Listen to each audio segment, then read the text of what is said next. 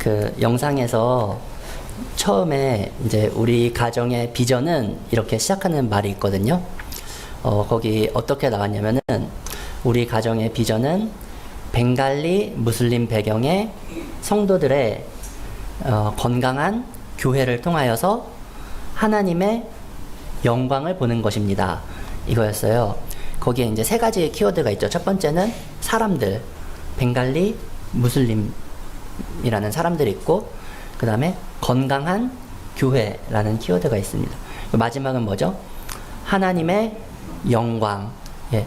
그래서 이 비전은 저희 가정이 이렇게 선교사로 준비되면서 우리 가정의 어떤 핵심 가치, 방향성을 세운 것에서부터 나왔어요. 일신교회 하면은 성경적으로 균형 잡힌 교회라고 이렇게 딱 슬로건으로 하셨잖아요.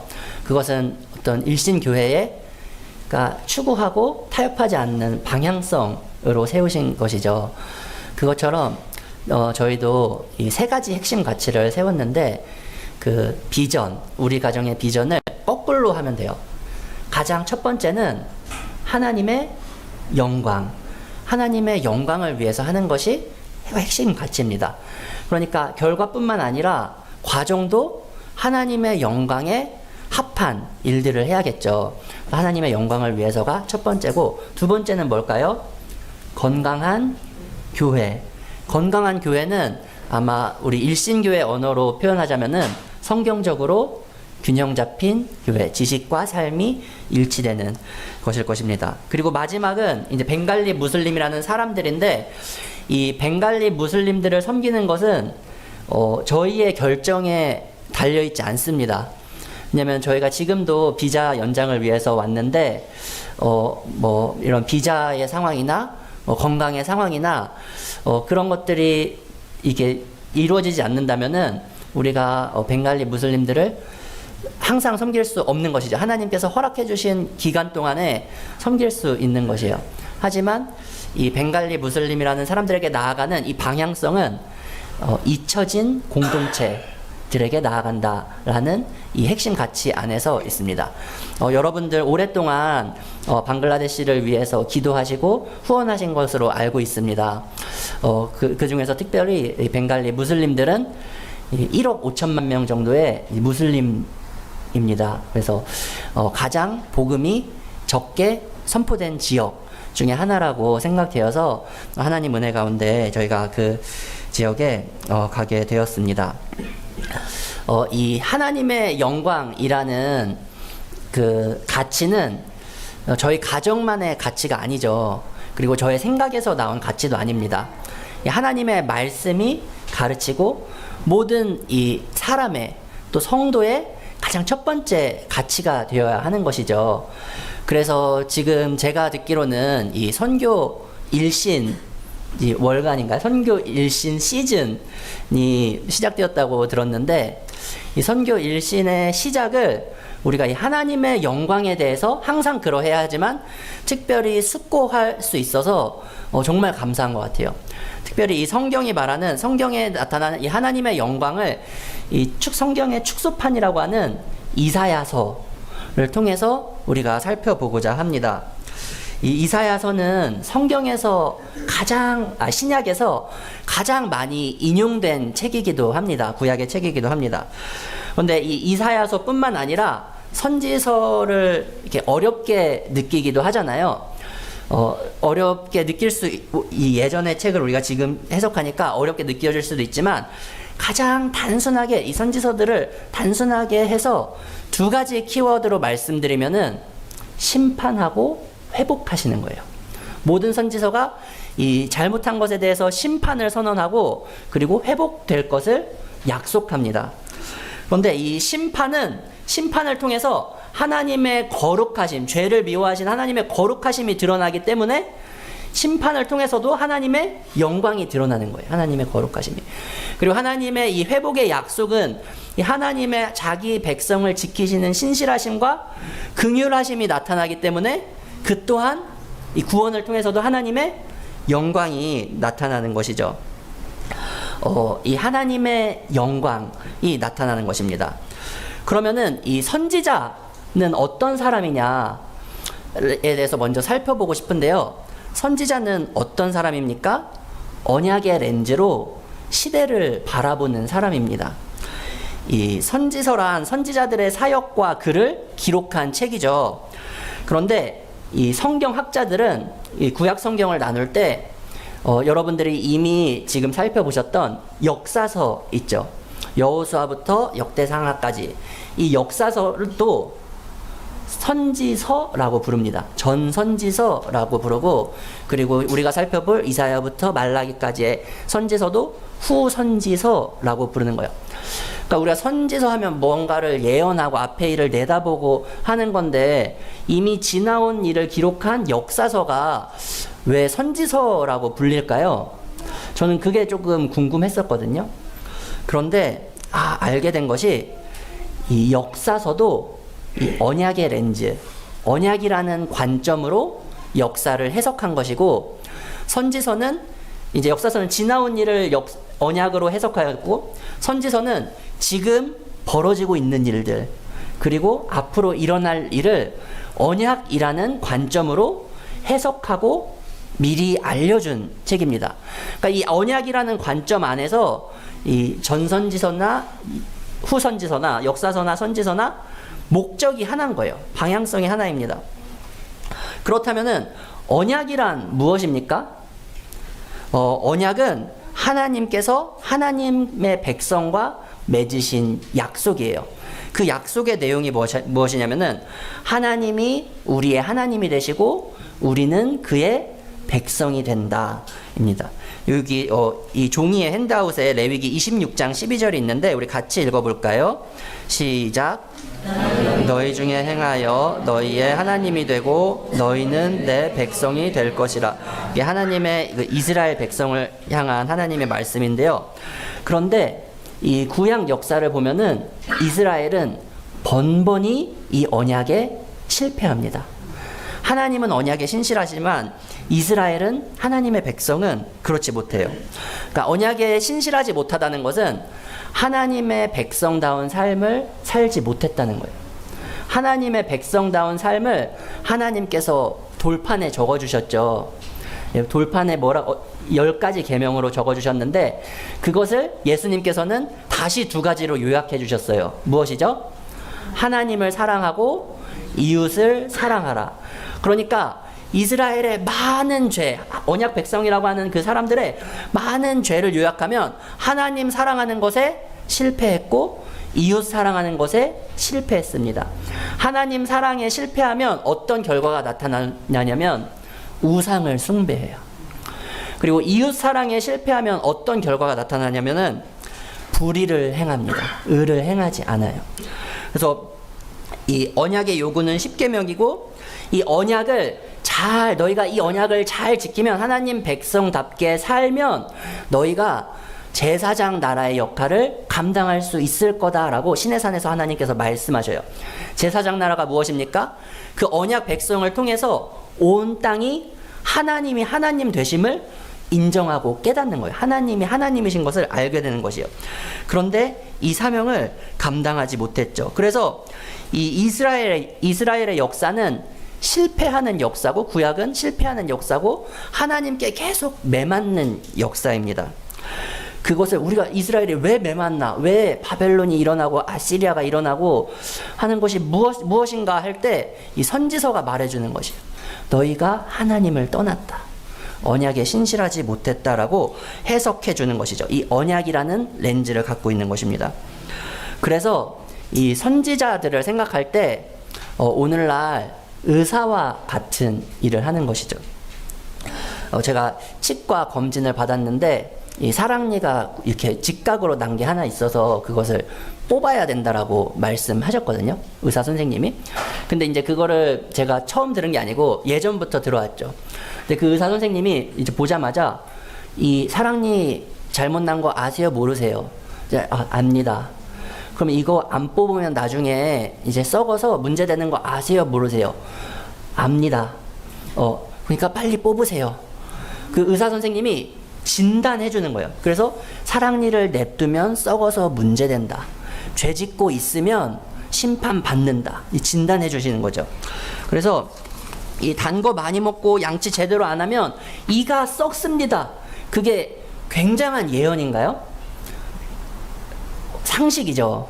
그러니까 이 하나님의 언약의 렌즈로 죄 가운데 있는 백성이 하나님의 심판을 받고 있고 받는다라는 것은 이 하나님의 언약의 렌즈로 보면은 너무나도 당연한 것입니다. 근데 이스라엘이 이 이방 나라에 의해서 이 매맞는 이유, 이 이스라엘이 망할 것이라는 그 이유를 선지자들이 해석해 주고 있는 것이에요. 역사서도 마찬가지고요. 하나님을 떠났기 때문에. 네.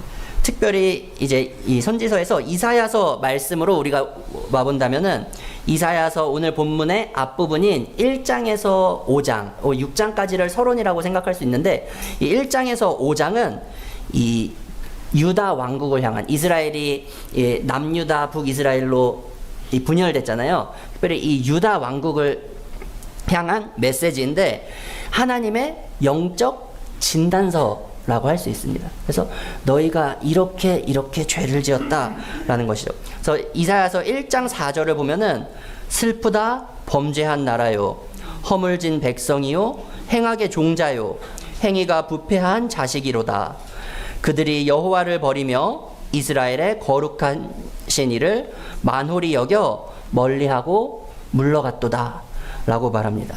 그러고 이어져서 이제 이스라엘의 그 영적 진단서를 쫙 펼쳐 놓으시는데 1장에서 5장을 요약하면은 그들은 반항하는 자녀, 불의한 성읍, 절개를 저버린 여자, 우상으로 가득한 땅, 교만하고 거만한 자, 열매 맺지 못하는 포도밭과 같다라고 하는 것이죠. 이 이사야는 우시야 왕 때부터 히스기야 왕 때까지 사역한 선지자입니다. 그래서 오늘 우리가 읽은 본문 6장도 어떻게 시작하냐면 우시야 왕이 죽었을 때라고 합니다.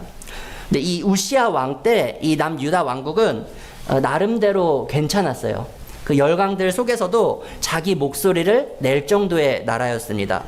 경제적으로 군사적으로 이렇게 좀 부흥했던 시기예요. 근데 우시야 왕은 이 성경의 기록을 보면은 처음에는 하나님 앞에 정직하게 행했지만 후에 교만해져 가지고 어떤 죄를 짓냐면은 자기가 제사장에게 맡겨진 이 성전에서 이 제단을 바치는 일을 자기가 하려고 하다가 나병에 걸리는 심판을 받고 결국에는 이제 격리하다가 죽게 됩니다. 이 성전에서 제사 드리는 일은 누구에게 맡겨진 일이죠? 제사장에게 맡겨지는 일입니다. 그런데 이 우시야 왕이 교만해지니까 그 하나님께서 세우신 질서를 넘어가 버리는 거예요. 그 경계를 넘어간 거죠. 이 죄란 무엇입니까? 죄란 하나님께서 세우신 질서를 거역하는 것이죠. 하나님께서 창조하셨을 때 세우신 질서가 무엇이죠? 선과 악을 알게 하는 나무는 먹지 마라. 동산 모든 것은 먹어도 되는데 선과 악을 알게 하는 나무의 열매는 먹지 마라. 그것이 이 창조주, 질서를 만드시는 분과 그 질서를 따라 살아가고 누리는 피조물과의 관계를 알려주는 것이에요. 그것을 그 질서가. 그런데 이 첫사람이 그것을 넘어가 버렸죠. 그 하나님이 세우신 질서를 넘어가 버린 것입니다. 이 창조주와 피조물이 창조주가 세우신 질서를 무너뜨리고 넘어가려는 생각과 말과 행동, 그것이 죄입니다. 우리가 하이델베르크 요리문답에 오늘 고백한 것이 우리에게 여전히 그런 성향이 남아있을지라도 라는 이제 내용이 있었잖아요. 그래서 이 하나님이 세우신 질서가 아닌 다른 내 마음속의 질서, 내 정욕의 질서 혹은 세상이 가르쳐주는 질서를 따르는 것이 우상 숭배인 것이죠. 그래서 이스라엘 백성이 이제 모세가 시내산에서 하나님의 약속을 언약을 맺을 때 이스라엘 백성이 기다리다 지쳐서 무엇을 만들죠? 금송아지를 만들잖아요. 우상 숭배를 하는데 그것은 그들이 떠나온 애굽의 질서로 돌아가려고 하는 것이에요. 그 애굽이 따르고 애굽이 숭배했던 송아지를 만드는 것은 그 세상의 질서를 따르는 것입니다. 이 이사야서는 특별히 이 우상 숭배의 문제를 주의 깊게 다뤄요. 이사야와 함께 이 비슷한 시기에 활동했던 미가 선지자는 이 이웃 사랑에 실패한 것, 불의한 것에 대해서 또 심도 깊게 다루고, 이사야는 우상 숭배에 대해서 심도 깊게 비중을 더 두고 다룹니다. 그런데 이 성경에서 우상을 숭배하는 자들은 어떻게 된다라고 말했냐면은 우상처럼 된다라고 말했어요. 우상이 어떻죠? 눈은 있지만 보지 못하고, 귀는 있지만 듣지 못하는 것이죠. 그것이 이제 시편 115편 1절에서 8절 말씀인데요. 8절만 함께 읽겠습니다. 시작. 우상들을 만드는 자들과 그것을 의지하는 자들이 다 그와 같으리로다. 그러니까 이사야도 같은 말을 해요. 너희가 우상을 섬기며 하나님을 떠나 눈이 먼 백성이다 라는 메시지를 합니다. 이사야가 폭로하는 유다의 영적 상태는 자기 자신의 모습도 보지 못하는 눈먼 자와 같은 거예요. 사랑하는 성도 여러분, 이 이사야서와 선지서가 우리에게 알려주는 근본적인 메시지가 무엇입니까? 하나님과의 관계가 우리가 삶과 시대를 바라보는 이 기준이 되어야 한다는 것입니다. 우리 또한 이 언약의 렌즈로, 우리가 하나님의 백성이라는, 하나님의 우리 하나님이시라는 언약의 렌즈로 나의 삶을 해석하고 이 시대를 해석해야 한다는 것입니다. 잘 사는 것 같아 보였지만, 나름 괜찮게 꾸려간 것 같았지만, 이 언약의 렌즈로 보니까 이미 영적으로 죽은 상태였던 것이에요. 종교적인 형식은 남아 있었지만 하나님과의 관계는, 이 마음은 텅 비어 있었습니다. 무너져 있었습니다. 이 구약의 이스라엘 백성은 오늘 우리 교회의 거울입니다. 우리는 세상의 관점이 아닌 언약의 관점으로 우리의 삶을 바라보고 시대를 읽어야 하는 것이죠. 이런 배경 속에서 이 눈먼 자들의 이 나라가 된, 민족이 된 이 유다 백성, 이런 배경에서 하나님께서는 그의 영광을 나타내 보이셨습니다. 오늘 본문인데요. 이 하나님의 영광이 나타날 때 어떤 일이 일어났는지에 대해서 우리가 주의하면서 살펴보겠습니다. 먼저 1절에서 3절을 한번 살펴볼 텐데, 하나님의 영광이 나타날 때 먼저는 하나님의 하나님 되심이 나타났습니다. 우리 함께 1절부터 3절을 다시 읽어보겠습니다. 시작.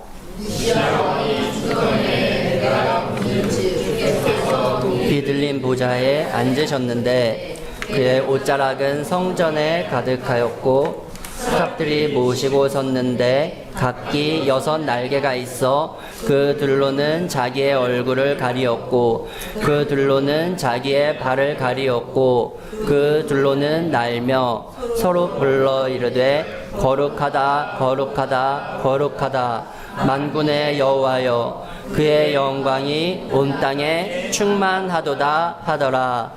아멘. 먼저 하나님께서 이 이사야에게 환상을 보여주셨는데, 하나님께서 보좌에 앉으시고, 하늘 보좌에 앉으시고, 그의 옷자락이 성전에 이제 가득하였다라고 기록하고 있습니다. 그러니까 이사야가 본 주님은, 보좌는 왕을 상징하죠. 그리고 성전의 옷자락은, 성전에서는 제사장의 일을 하잖아요.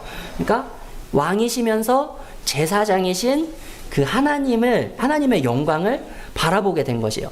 그것은 이 방금 심판받아서 죽은 우시야 왕이 넘봤던 자리죠.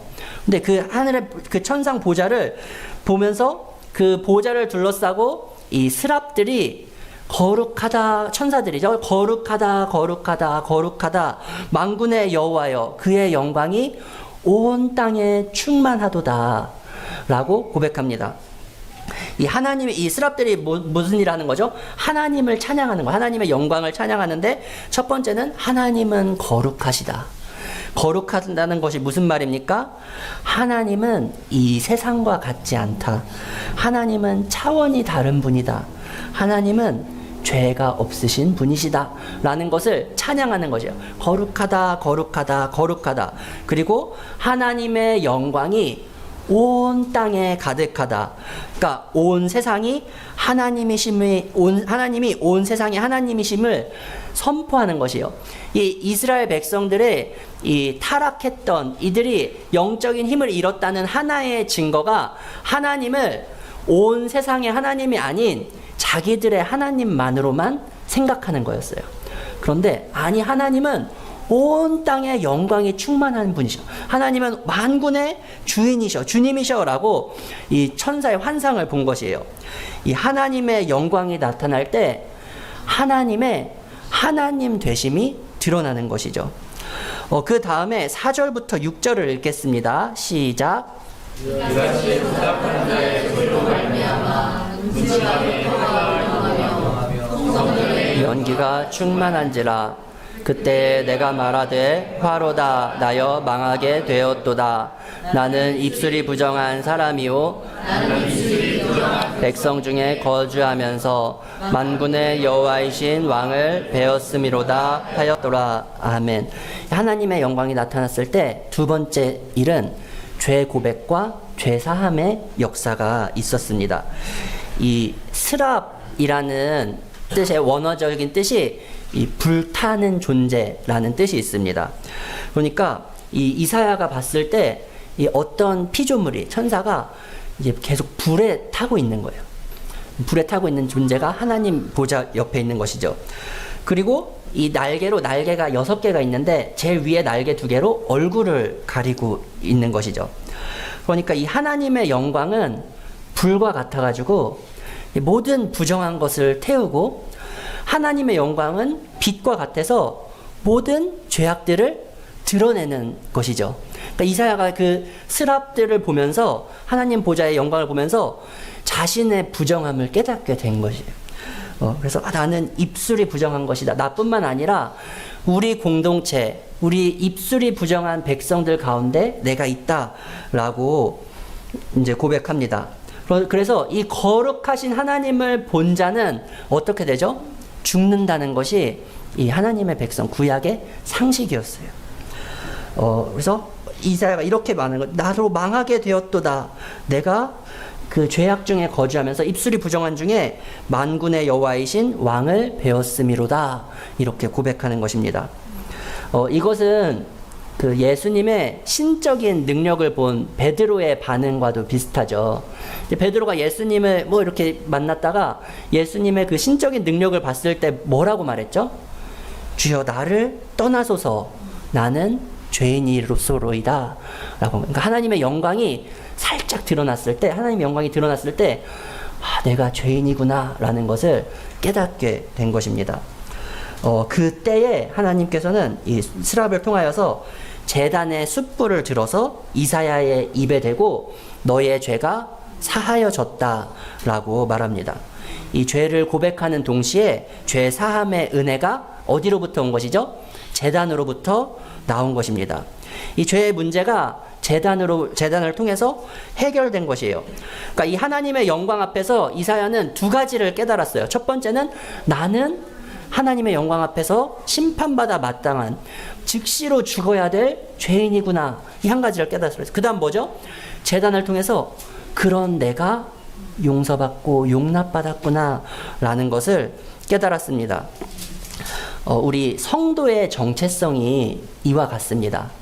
성도의 정체성은 나는 여전히 내 안에 이 죄의 성품을 가지고 있고 죄로 죽어 마땅한 죄인이었지만 그리스도의 십자가 은혜로 구원받았다. 그리스도의 생명값을 주고 하나님께서 나를 사셨다라는 것이죠.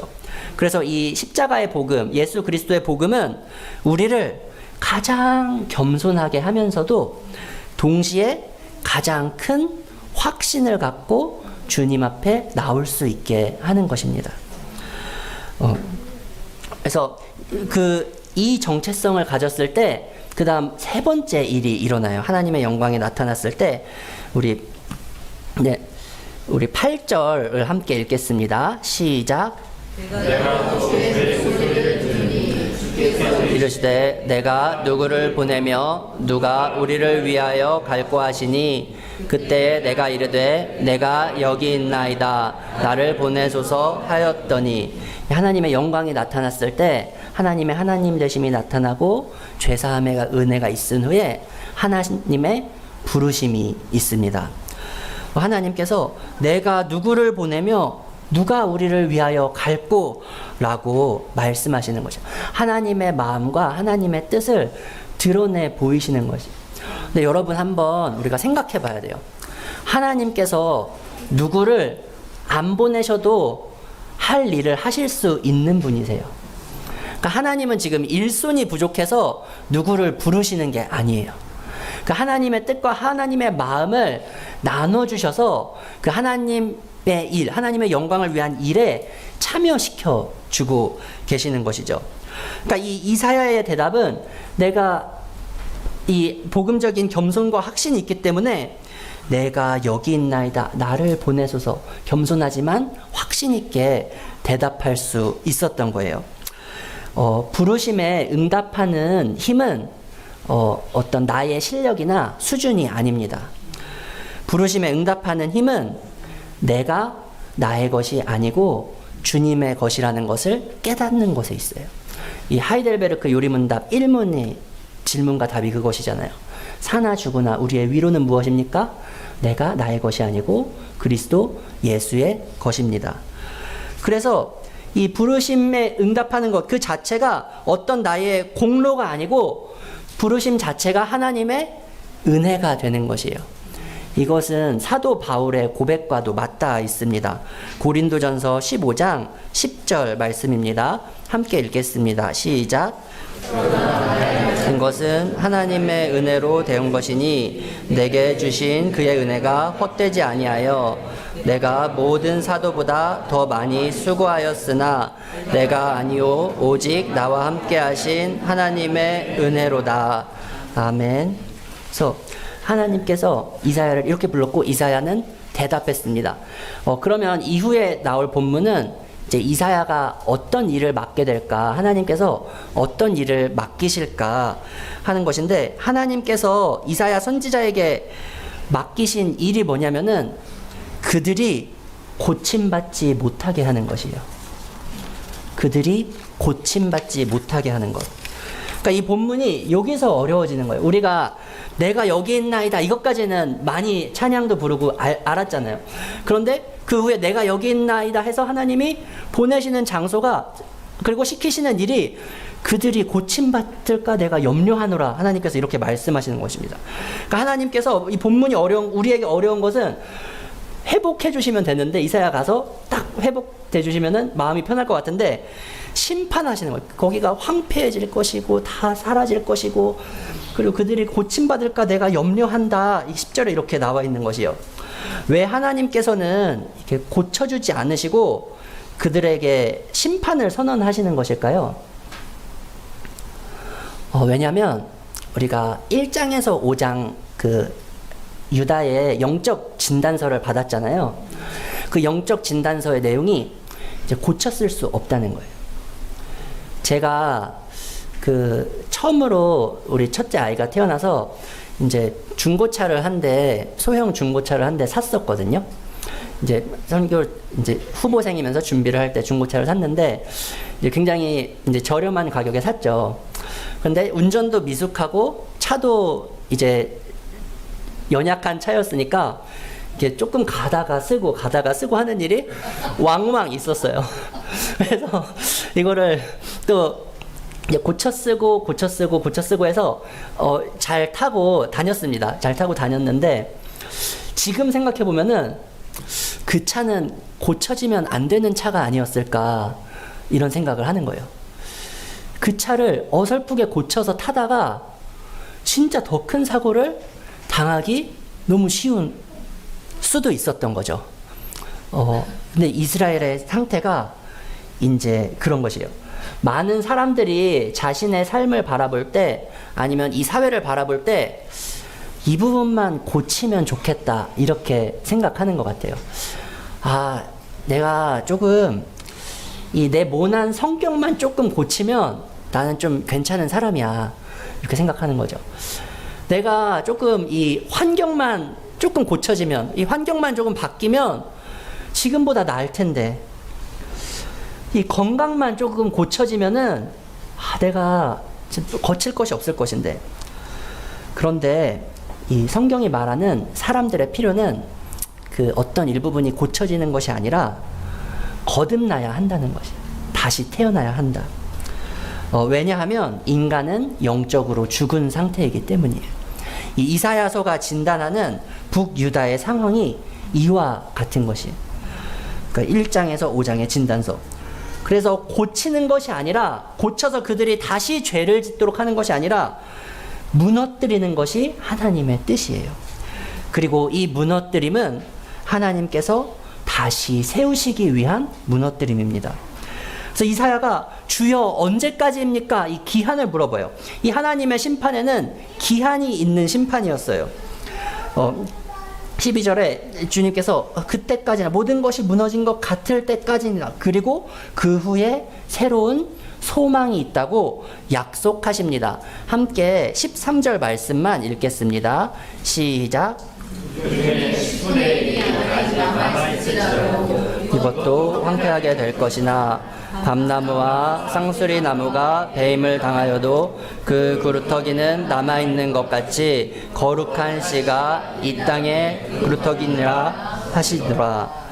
네, 아멘. 이사야가 선포하는 심판에는 기한이 있는 것이에요. 그 소망이 무엇이죠? 그 기한 후에 있을 소망이 거룩한 씨가 있다. 그루터기가 남아있는 것 같이 거룩한 씨가 이 땅에 그루터기니라. 이 거룩한 씨는 무엇이죠? 무엇에 대한 약속이죠? 우리 주 예수 그리스도에 대한 약속입니다. 이 이스라엘이 실패한 언약의 요구를 예수님께서는 다 이루셨어요. 그리고 십자가 위에서 하나님의 거룩하심과 하나님의 긍휼하심이 충만하게 드러난 것입니다. 그래서 그리스도께서 이 거룩한 씨를 통해서 세워진 그루터기와 같은 공동체를 새 언약의 공동체, 교회라고 하는 것이. 그리스도께서는 십자가 아래에서 이 새 언약의 공동체인 교회를 세우셨습니다. 왜냐하면 우리가 그리스도의 몸이기 때문이에요. 에베소서 1장 23절 말씀을 함께 읽겠습니다. 시작.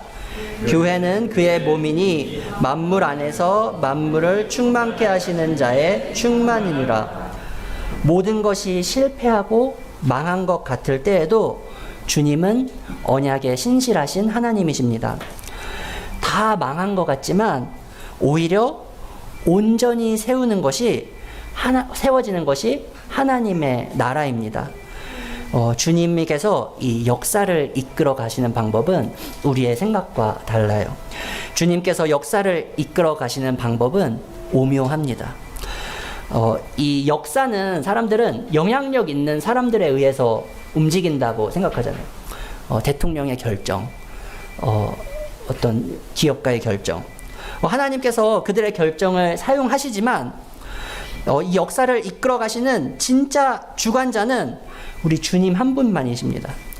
주님께서 이 역사의 주관자이시며 역사를 이끌어 가시는 것이에요.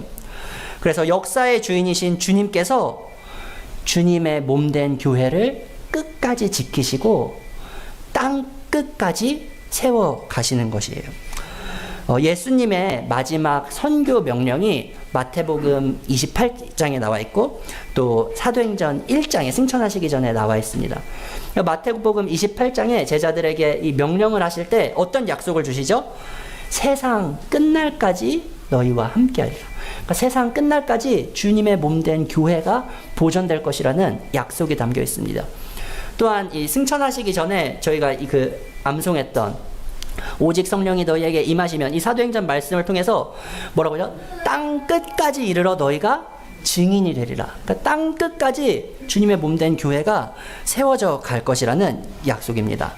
주님의 이 몸된 교회, 새 언약의 공동체는 세상 끝날까지 지키심을 받고 땅 끝까지 보내심을 받습니다. 이 이사야 선지자는 환상 가운데 하나님의 영광을 보았지만 주님께서 세우신 새 언약의 공동체인 저와 여러분은 교회는 예수 그리스도 안에서 하나님의 영광을 봅니다.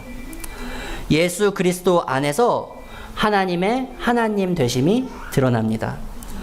예수 그리스도 안에서 죄사함의 은혜가 있습니다. 예수 그리스도의 말씀 안에 성도의 부르심이 있습니다. 그리스도 예수 안에서 언약 백성된 일신교회 성도 여러분, 언약을 기준으로 살아가십시오. 그리스도 예수로 말미암아 하나님의 영광을 바라고 즐거워하며 또 그 영광을 세상 속에 나타내는 우리 일신교회 성도님들 되시기를 소망합니다. 기도하겠습니다. 주님 감사합니다.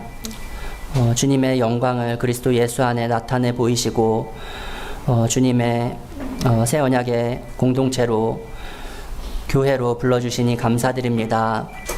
하나님 아버지, 나의 나된 것이 주님의 은혜임을 고백하며 주님의 영광을 바라고 즐거워하며 또 주의 영광을 나타내는 주의 백성 되게 하여 주시옵소서. 우리 주 예수 그리스도 이름으로 기도합니다.